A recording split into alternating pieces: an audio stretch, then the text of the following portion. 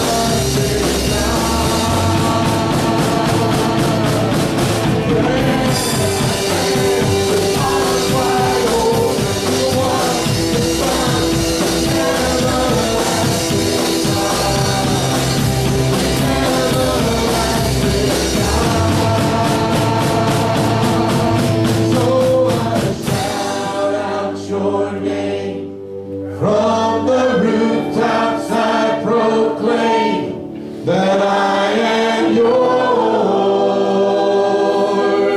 I am yours.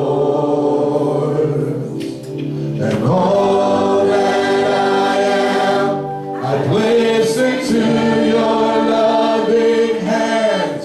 And I am yours. I am yours. Sing this and say it. So I shout out your name. From the rooftops I proclaim that I am yours.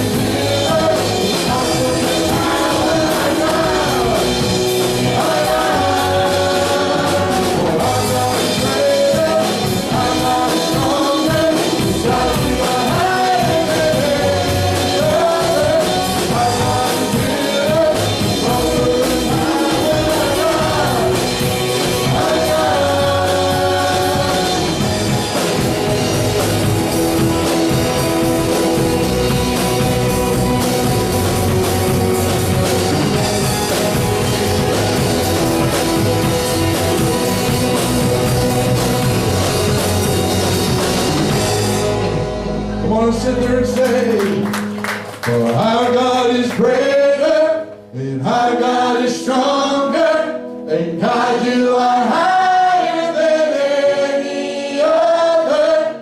Our God is healer, He's awesome in power. Our God,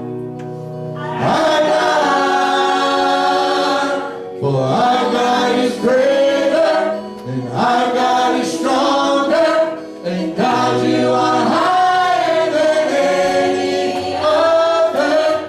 Our God is healer, He's awesome in power. Our God, our God.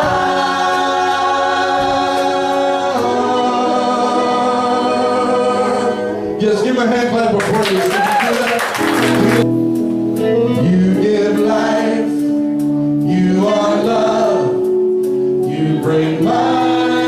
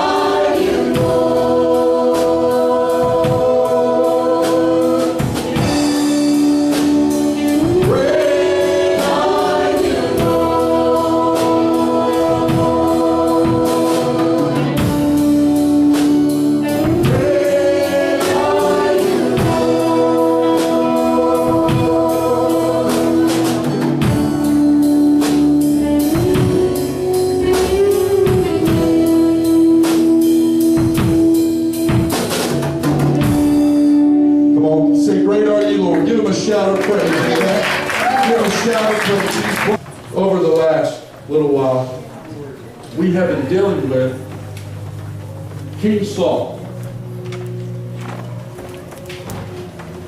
And we were looking at his life, his relationship with God. And all through that, when we started this series of messages, we started it off with calling it Set Up for Success.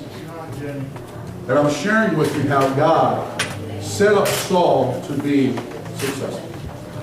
He did. It was not God's desire for Saul to go the way that he went. It was God's desire for him to be successful in everything that he did, in every road that he took. But as we begin to look at the life of Saul, we begin to see that the problem with Saul was Saul. Saul got in his own way. Saul got too big for his britches. And we begin to look at the decline of Saul. How God designed him to be a great king. Because in fact, when he first introduced him to Samuel, he said, the day before, God told Samuel, the guy you're going to anoint is going to appear. But the day he showed up, if you read it in the text, it actually has an exclamation point behind God speaking to Samuel. And he says, this is the man I told you about yesterday. So God was literally emphatically excited about telling Samuel about Saul, saying, this is the guy, this is the guy. So God set Saul for success. God really wanted Saul to be successful. But as we found out, Saul ended up making a lot of mess ups. And the more mess ups he made, the more pig-headed he got.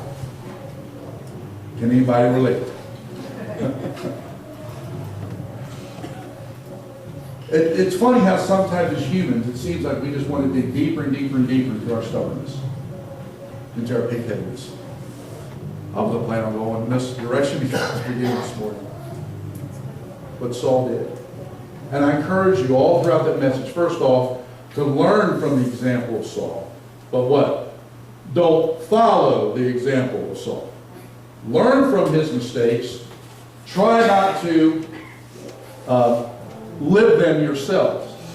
But also, I want you to understand, as we're going through the entire message series, that God truly set Saul for success the same as he does for each and every one of us. But as we went through that, I said, I'm going to introduce you later on about a guy that God began to talk about. Which brings us to this next phase we're going into as far as messages go. And I call this God's heart quest. God is looking for some hearts. God's on a quest. He's on a search for some hearts. And as we go through these next several messages, I'm going to dive a little bit more what God is looking for in individuals and what he's looking for in our lives and how we can find out if our hearts are lining up with God or not. And it was almost 2 years to the date that we started doing the one series of messages, Pursuing the Heart of God. About us just going after him. And we spent about 2 months on it. And for some reason, God is bringing me back to that again. There is nothing more important we can have in our lives than us, our heart pursuing his heart. But as we start off this morning talking about God's heart quest, I want to read you something that I found I think can be very helpful to help us maybe understand this subject a little bit more.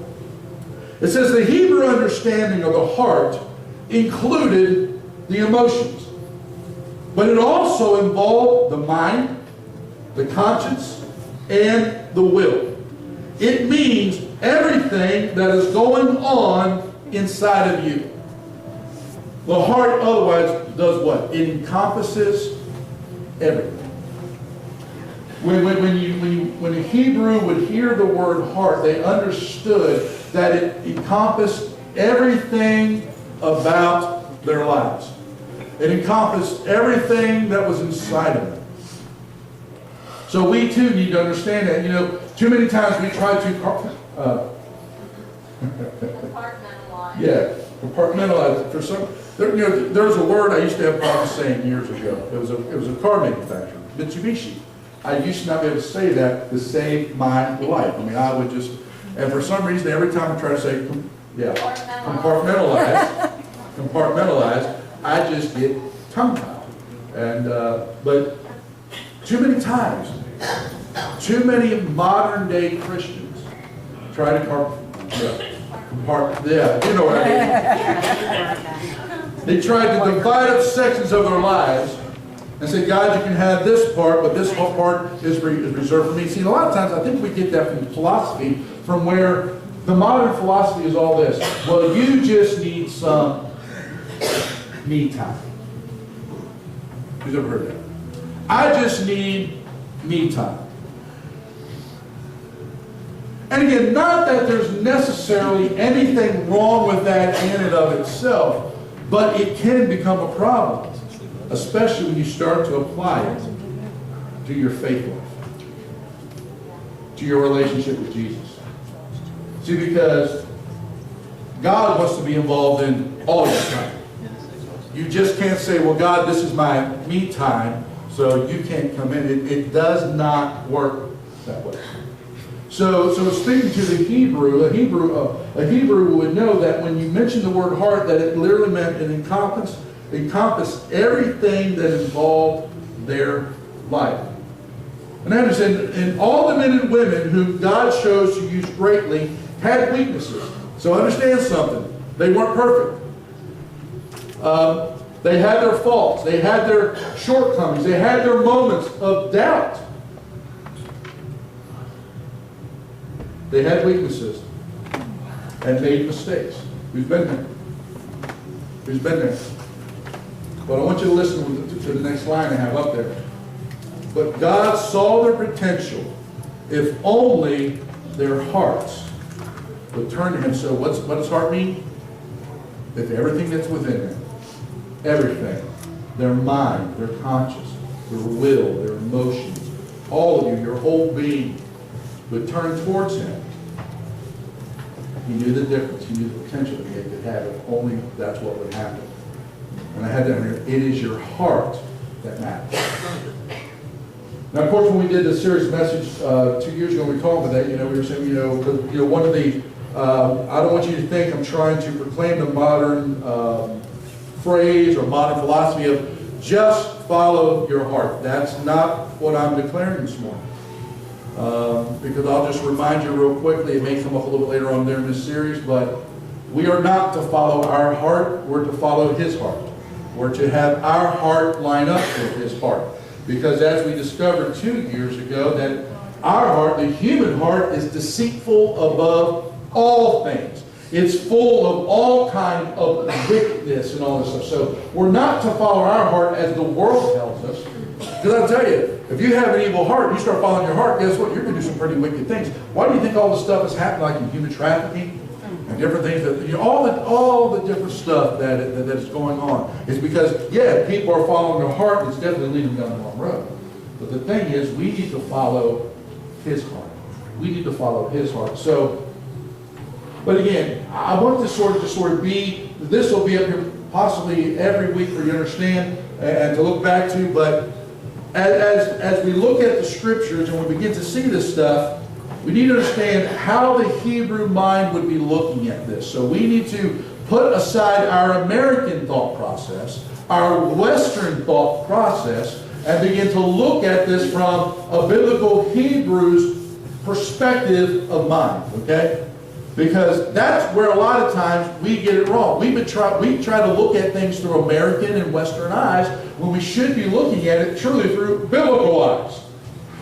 To the people that God was writing to. Okay? But again, we're talking about God's heart west. And as we were finishing up on Saul, and as we were doing the series on Saul, there were a couple key things I just want to point back to real quick and look at. Which will lead us into what we're going to be talking about now. These were some things that were said to Saul. Like I said, he set him up for success, but then all of a sudden, as we were doing our message, we were looking at it, it's like this is what we found out. In 1 Samuel 13, verse 14, it says, "But now your kingdom must end." Here's Samuel talking to Saul. And this is what he tells him. But now your kingdom must end, for the Lord has sought out a man after his own heart. What is God looking for? What is God in the quest for? Someone who is what? Who is after the heart of God. Who is God still looking for today? For a man, for a woman who is searching, who is seeking the heart of God. That is what God is looking for. He says, so for the Lord has sought out a man after his own heart. The Lord has already appointed him to be the leader of his people. In other words, God now, because Saul decided not to receive what God had given him, because we understand, remember, the scriptures told us earlier that what? God gave Saul what? A new heart. God gave Saul a new heart. God gave Saul a new outlook. God gave him a new destiny. God changed his heart. God changed his life. But Saul decided not to listen, not to yield. He decided to do what he thought best and pursue his own thoughts instead of pursuing the thoughts of God. And God got to a place where he just had it with Saul. He says, I'm searching for someone who's seeking after my heart. And he says, and I found that person. He says, I found that person. He says, and this has happened because you have not kept the Lord's command. You would honestly think that this would change Saul. But as we found out through the series, it did. He just kept on again. He was stubborn. He was pig-headed. And I'm telling you, as we go through this stuff, if you begin to see areas in your life, I'm telling you, you need to learn to let them go. You need to learn to turn them over to God. You need to understand, if God's speaking to you, it's time to respond. It's time to react. It's time to say, okay, God, I'm getting the picture. Because like I said, you don't want to find yourself in the place of Saul. Because this is something else we read about Saul as we were ending this message on Saul. In 1 Samuel 15, verses 22 through 23, we read this. Samuel gives it, but Samuel replied, what is more pleasing to the Lord, your burnt offerings and sacrifices, or your obedience to his voice? Obedience is far better than sacrifice. Listening to him is far better than offering the fat of rams. And every single message, I begin to ask you, what is more important? How important is obedience? And I shared that. So this is what was said to Saul. Then let's continue. Rebellion is as bad as the sin of witchcraft, and stubbornness is as bad as worshiping idols. But listen to this last sentence. So because you have rejected the word of the Lord, see, it wasn't that God was rejecting Saul per se, but what happened was Saul began to do what? Reject God.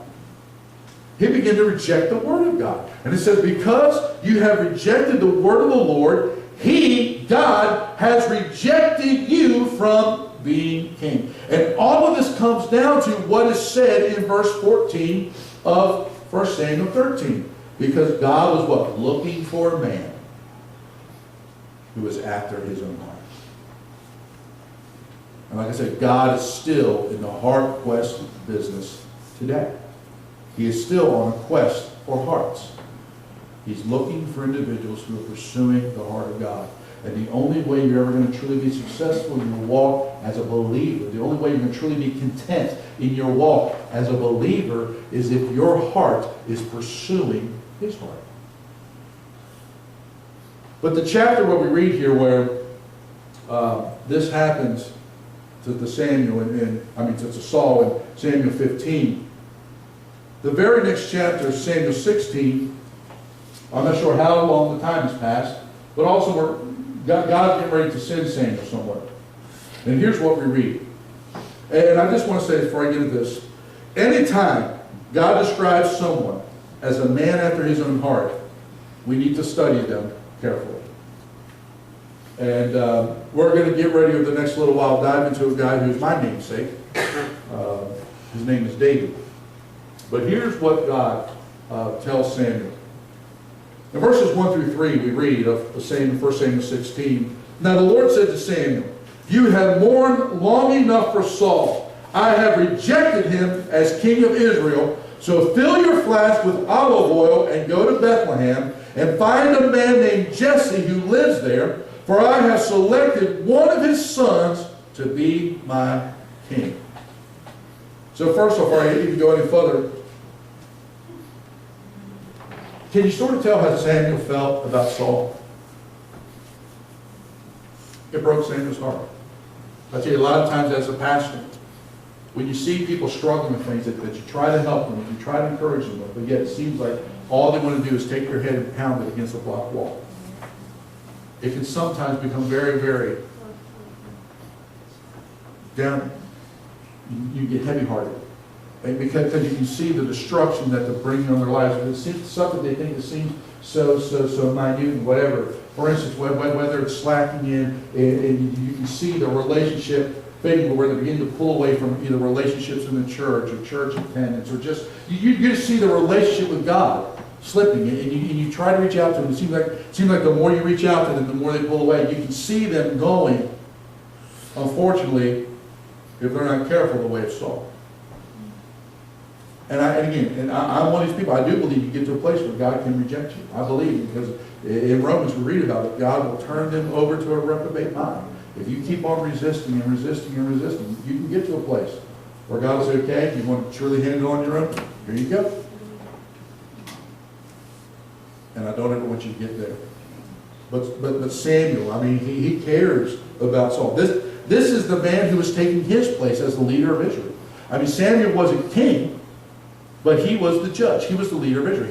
He was the guy, you know. And at first, he took the person to give us a king. But God said, no, don't worry about Samuel. They're not rejecting you. They're rejecting me.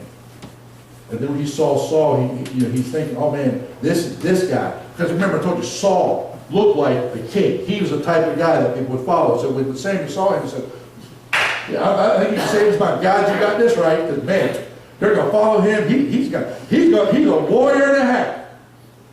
But truly, what a disappointment Saul was, and you can see.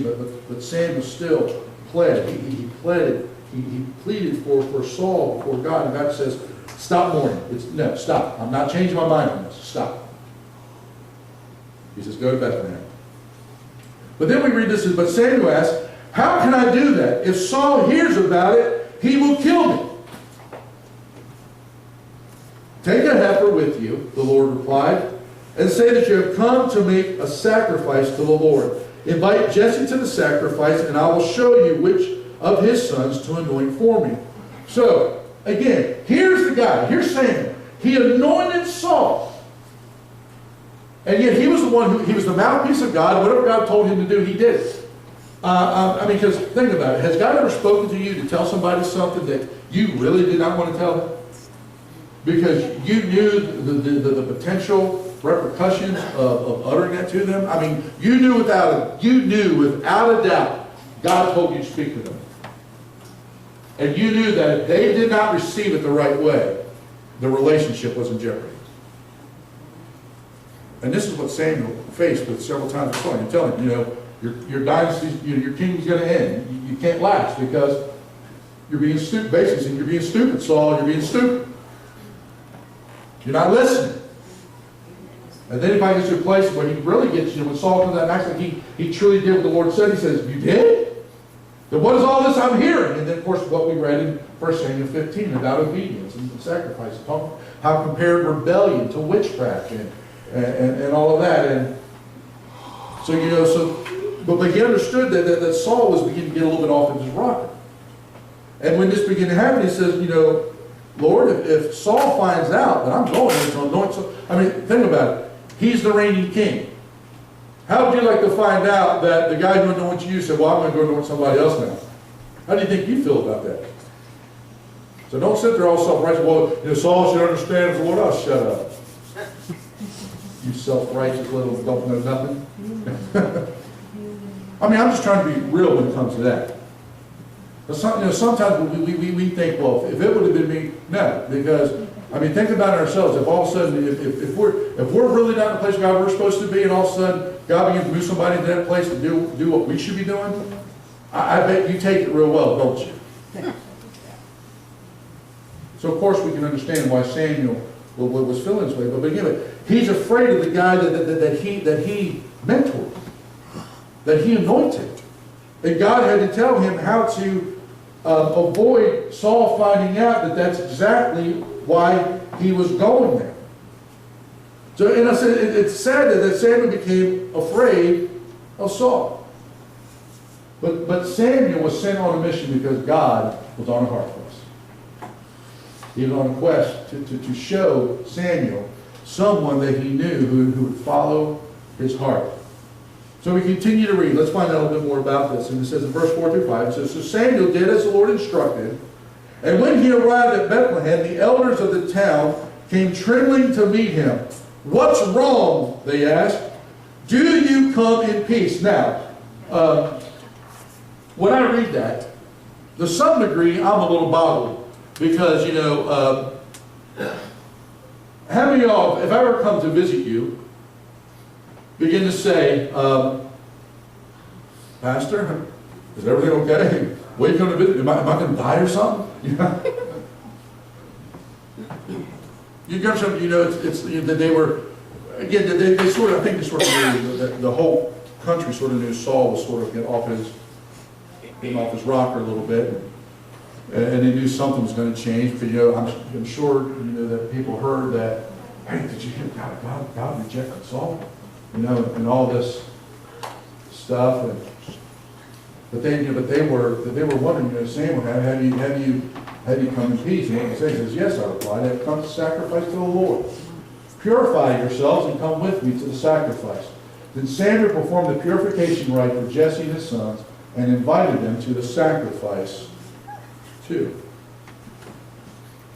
So again, like I said, I still find this account pretty amazing, but he eases their calm, he eases their worries, and he goes on and says, and when they arrived, Samuel took one look at Eliab.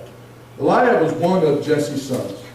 He took one look at him and thought, surely this is the Lord's anointed. But the Lord said to Samuel, don't judge by his appearance or height, for I have rejected him. The Lord does not see things the way you see them.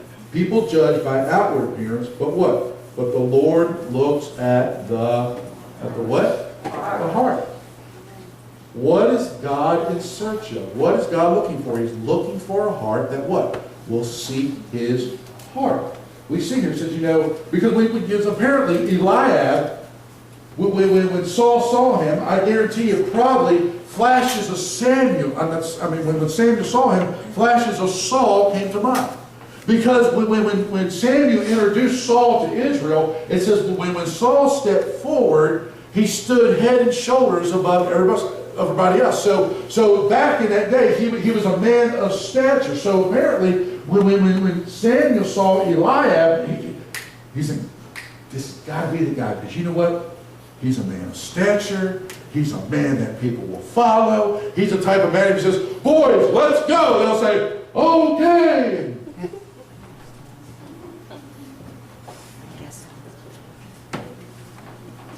Because when you looked at Eliab, he looked like a natural-born leader. And Samuel said, this has got to be to do. Because, Lord, you told me to come here. You told me to be one of Jesse's sons. And you know what? Ain't it a coincidence? This is one of Jesse's sons. So this got to be man. Got to be man. And the Lord says, no, it's not him. And he begins to tell Samuel, he says, don't look. He says, don't look at his stature. Don't look at his appearance. For I rejected him because, unfortunately, God knew that when push came to shove, Eliab would probably follow the path of Saul. He said, I look at the heart. I look at the heart. So we read on, and we read, it says, and then Jesse told his other son, Aminadab, step forward and walk in front of Samuel. But Samuel said, this is not the one the Lord has chosen. So even Aminadab, there was probably something about him, but Samuel says, nope, that's not him. Next, Jesse summons Shimei. And Samuel said, neither is he the one the Lord has chosen. In the same way, all 7 of Jesse's sons were presented to Samuel. And Samuel said to Jesse, the Lord has not chosen any of these. Well, first, wait a second, these are all, how can it be? These are all of them, right? Then Samuel asked, "Are these all the sons you had? There is still the youngest," Jesse replied, "but he is out in the fields watching the sheep and goats." "Send for him at once," Samuel said. "We will not sit down to eat until he arrives." So Jesse sent for him. He was dark and handsome, with beautiful eyes. And the Lord said, "This is the one. Anoint him." So as David stood there among his brothers, he's the youngest. He's the littlest. I guess, again, Jesse presented 7 of his sons, and David was number 8. Like I said, makes me feel, see, there was 8 kids in my family. My name is David, guess what? I'm number 8. Oh, wow. So David truly does have a special place in my heart. I might be a little biased for this guy.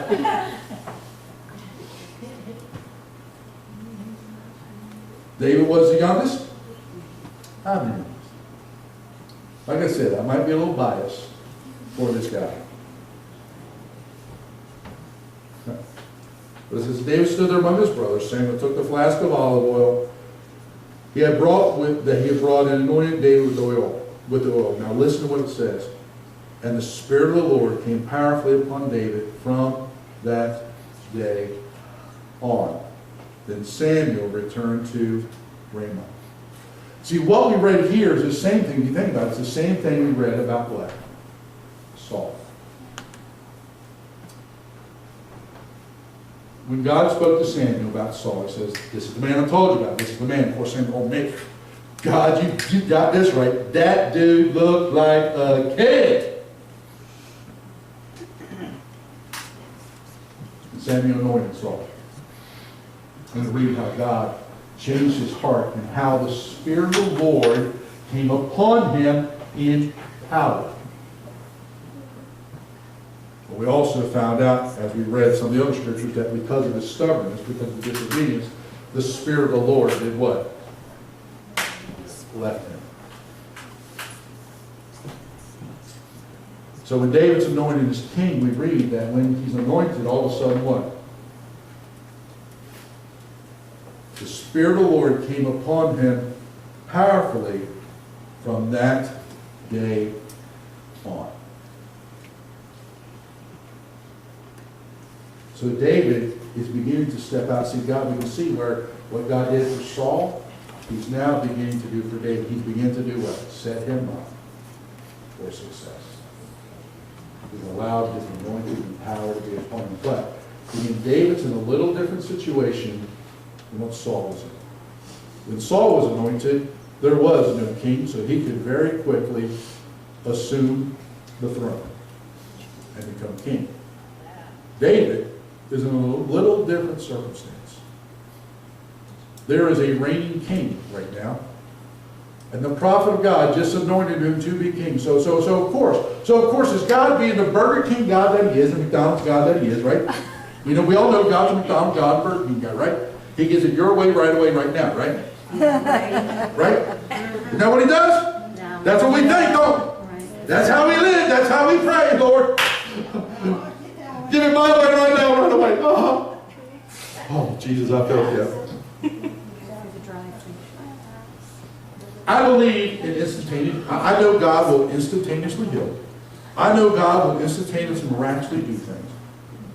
But that is not his normal MO. That is not the normal way that he operates. Many times, the way he operates is, be patient. Allow me to do this, and allow me to do that, and as you wait, you will begin to see things unfold, and then you can walk down the path. That is the majority of the time how he operates. At least in my life, that's the way, the majority of the time how he operates, and the majority of the people that I know, that's usually how it happens. Again, I have seen him do instantaneous things. So again, I don't want to ever say that nothing is ever instantaneous, because God is the God of the impossible. He is the God of the miraculous. Whether it's something that happens like this or something, wow, either way, it's still miraculous. Amen. But with David, he found himself in a situation where he had to wait. And we're going to look over that in the next little while. But I just sort of want to introduce you how David was chosen and became anointed, because it all came down to that God was like, He's looking for someone after His own heart. And I think many of us here today, we can probably relate to David. You may not be the youngest. But let me write down what I had written down here, what I wrote about David. I said David was the most unlikely candidate for king. He was the youngest and possibly the smallest of his brothers, at least at that time in his life. In other words, when you looked at him, I mean, again, especially in the Hebrew mind, who's the top dog in the family? I mean, after the dad. The what? The firstborn. The firstborn son is the top dog. I mean, bottom line is, he gets the majority of everything, and everybody else is squabbled, and he gets whatever's left over. And it's divided between them. So this was even going against the psyche of what was normal for that day. That's why when Samuel saw Eliab and saw his statue, truly, he's the firstborn. He has the birthright. Talking about all this stuff. But God said no. So David was the most likely candidate because he was the youngest and possibly said the smallest of his brothers at that time in his life. He wasn't even thought of enough by his family to even be invited to the feast and the sacrifice that the rest of the family was invited to. Oh, David, it doesn't concern you. You're just the youngest, so just go out there and take care of the sheep. Just go out there and take care of the flock. You just go over there. We'll come over here and we'll meet with the important guy. But he was precisely the one that Samuel sent there to see. See, David in this situation represents all the outcasts, all the marginalized, all those who maybe think, well, you know what? I'm not important. I don't have enough status. I don't know enough. There's others more qualified than me. Have you ever been there? But yet through this whole thing, we read that God said, He says, Samuel, don't look at his appearance. Don't look at his stature. Don't look at what he looks like on the outside, or the magnificence of him on the outside. He says, for I reject him. Because what? I'm seeking after a man who's after my heart. And here's the thing, as long as you have a desire to pursue the heart of God, I don't care how insignificant you feel. I don't care where you are right now. I don't care where your beginning was. With God, God can turn you into a David. And as we go through this, you'll see the things that God did in the life of David as David pursued the heart of God, because it said the Spirit will came on his mind from this day forward. In fact, later on today, I wasn't planning on going there today, but I was just going to tell you, later on, probably about 100 years after David died, God said to one of the prophets, as he was talking to one of the kings who messed up, he said, you did not pursue my heart. You did not pursue me the way that David did. David was innocent before me. Basically, he'd done everything that was right before my eyes, in everything, but he says, except for his dealings with Uriah the Hittite. He says, but in all other areas, David pursued. So again, you spoke of the flaws of David, but yet David was a man that God declared he's a man that's following my heart. And I just truly believe that God allowed this message to be here today to let you know is, don't let your past, don't even let your beginnings dictate your future, who you can be in Him. That's right. Because everything in society taught it in David's day was David would have been a nobody because he was the youngest. Right. Again, like I said, he wasn't even thought worthy enough to come and meet with the prophet of God that invited the entire family. Everyone was allowed to come except for him.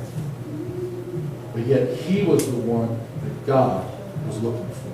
And I'm here to tell you, you may feel marked, but God is still looking for you. He is searching for your heart. He's on a heart quest to see whether or not if your heart will line up with his. And again, to tell you also, I begin to tell you a little bit about the impact that David made. But I'm going to close with just a couple portions of scripture here. But almost 1,000 years later, we're still hearing about David in the Bible. Paul says this of David. In Acts 13, verse 22, it says, "But God removed Saul and replaced him with David." Now listen to what it says. "A man about whom God said," if you remember, when we went through the series before, I beat this verse to death. And you know what? I'm probably going to beat this verse to death again. Because it's something we need to grab a hold of and truly say, "Lord, let this be said of me." A man about whom God said. Who said this? God. Who said this? God. Who said this? God. So guess what? It must be true. Again, who said this? God. A man about whom God said, "I have found David, son of Jesse." And what does it say? "A man after my own heart." Now you remember, and the reason why God said that, the reason why God declared that about David is because what is said exactly next. And I said, and this is the litmus test to whether or not this can be said of you. Do you want to know truly if you're pursuing the heart of God? Do you truly want to know whether or not God is the center of it all for you? Because that's what God says. He says, "I found David, son of Jesse, a man after my own heart." And then what does he follow that statement up with? Read it with me. Ready? Here we go. "He will do everything I want him to do." What do what? He will do everything I want him to do.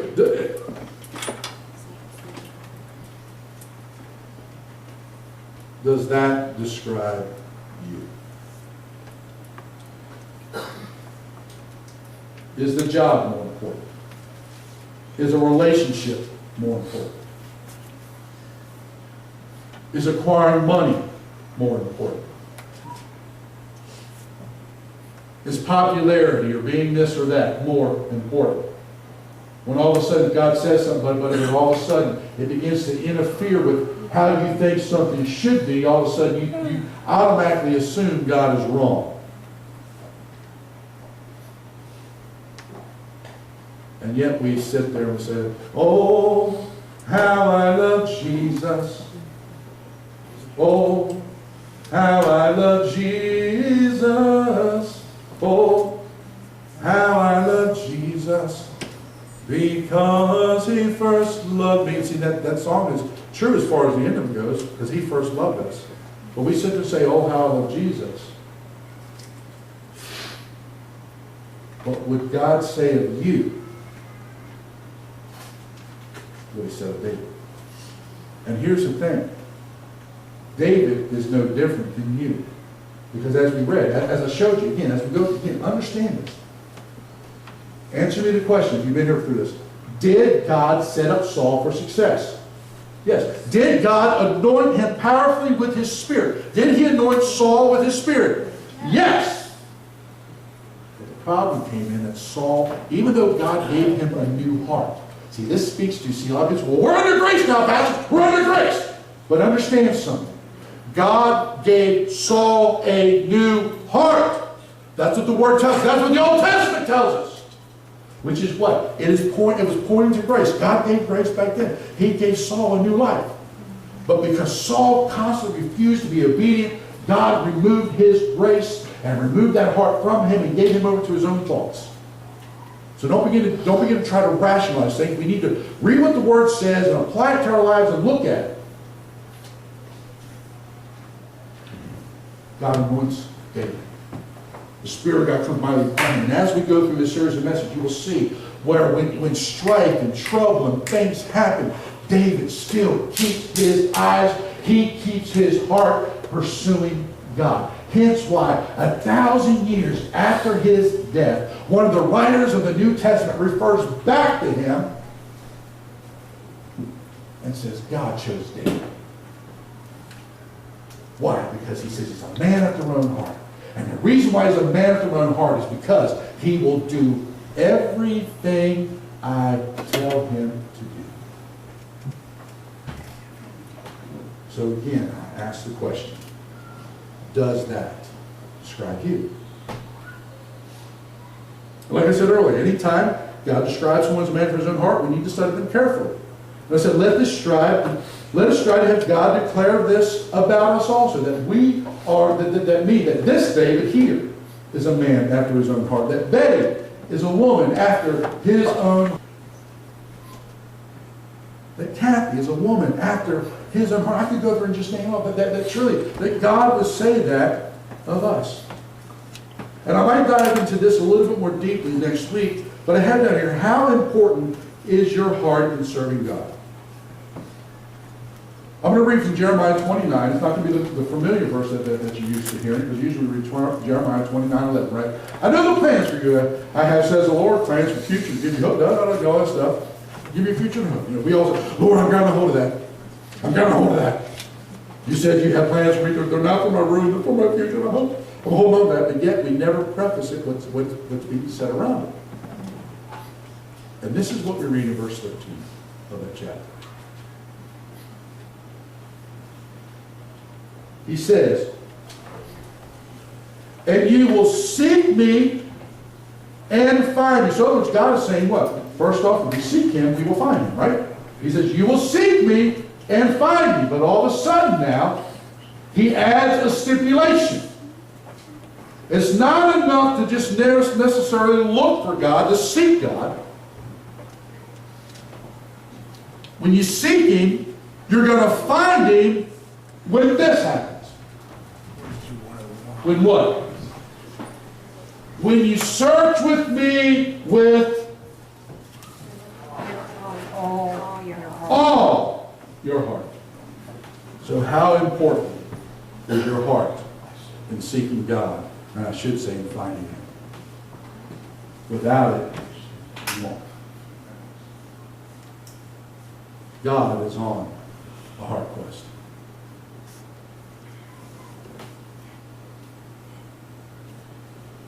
The question is, are you on a heart quest?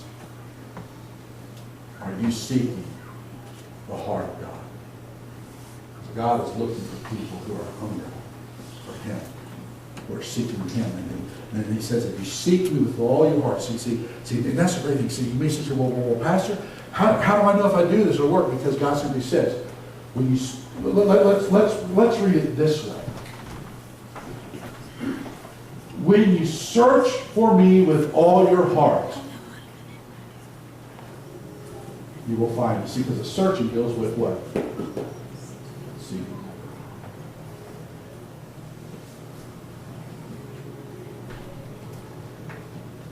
So God is saying, if you pursue him with all your heart, he's going to show up.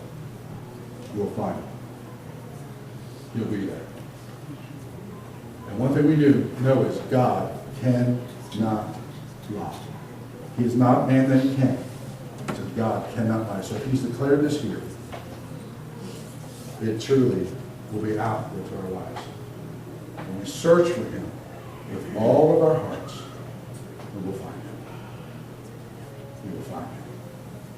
But it's got to be with everything that is in you. And I know that's a tall order. But God did use people mightily in the Word of God and in the Bible. But they were individuals that truly kept their hearts focused on the heart of God. And I want God to say of you, and I want him to say of me, I found whatever you need, put your name there. They're a man, they're a woman after my own heart. Why? Because they will do whatever I tell them to do. They'll do everything I want them to do. That's the best way to find the best life in Him that you can have. See, David had a humble start, but he had a great finish. I shared this the last time, and I said, David began as a shepherd and ended up as a king. The chances of that happening were slim to none, like I said, first, especially being the youngest. Because in those days, shepherds were so low in society that they couldn't even testify in a court of law. Their word was not considered reliable. Yet David ended up writing some of the most widely read and loved songs of all times. And this one thing, as we go through this, it's another thing I want you to remember about this, because again, I shared this statement 2 years ago, and it's still something we need to grab a hold of and apply to our life today. When you invite God into your life, He cancels the liabilities of your past and rewrites your future. Can I get an amen? Amen. Amen. He cancels the liabilities of your past and rewrites your future. With Him, all things are made new. Did you hear me? With Him, all things are made new. This is what He's offering us. But you need to pursue Him for everything, because God is on the heart's quest. But you must choose what He has chosen for you. We knew what His heart's designs were for Saul, and we found the results of that. As we dive back into David again, we'll see what his desire is for David. What is a man who seeks his heart. And he says, I found a man. Go anoint him. The Spirit of God came upon him. And as we dive into the life of David, you will see how that turns out that God knew that. Because again, 1,000 years after his death, what Paul wrote about David. However the king was compared to David, because he truly was a man who was after the heart of God. And I want to tell you, you can be as great as David, if not greater, because we truly live in the freedom of what Jesus Christ purchased on Calvary.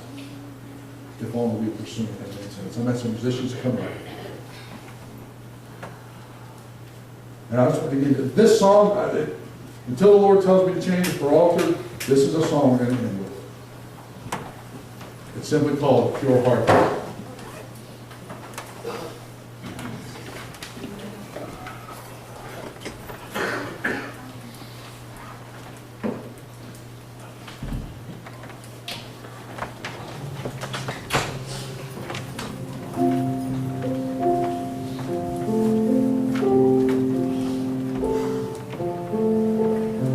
I know we did just a prayer for healing for Alice, and we were up here, and some of you were up here, and you were working at that time.